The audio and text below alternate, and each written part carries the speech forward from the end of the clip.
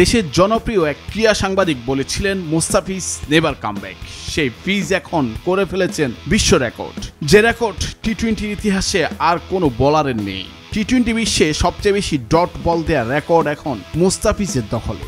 এই রেকর্ড ছিনিয়ে নিয়েছেন নিউজিল্যান্ডের বোলার টিম সাউদি থেকে। শারজায় আফগানিস্তানের বিপক্ষে 3 ম্যাচের টি-20 সিরিজে টাইগারদের দারুণ জয়। এই সিরিজে আন্তর্জাতিক টি-20তে সর্বোচ্চ 1142 ডট বল দেওয়ার রেকর্ড নিজের করে নিয়েছেন মুস্তাফিজ। আফগানিস্তানের বিপক্ষে 2 ম্যাচেই 4 ওভার বোলিং করেছেন তিনি।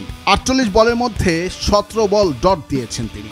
আন্তর্জাতিক টি-20তে সবচেয়ে বেশি ডট বল দেওয়ার রেকর্ডে মুস্তাফিজের পরে আছেন টিম সাউদি। ক্রিকেটের এই সংক্ষিপ্ত সংস্করণে নিউজিল্যান্ডের এই পেসার 1138 বল থেকে ব্যাটাররা কোনো রান করতে পারেনি। বাংলাদেশের বিপক্ষে সিরিজের প্রথম 2 টি-20তেই আফগানিস্তান আগে ব্যাটিং পেয়েছে। শারজায় প্রথম টি-20তে 4 ওভারে 24 রান খরচ করে মুস্তাফিজ নিয়েছেন 1 উইকেট। বাংলাদেশের এই বাঁহাতি পেসার দিয়েছেন সেখানে 10টি ডট বল। আফগানিস্তানের বিপক্ষে দ্বিতীয় টি-20তে শেষের দিকে নিয়ন্ত্রিত বোলিংয়ে মূলত মুস্তাফিজ পেছনে ফেলেছেন টিম সাউদিকে।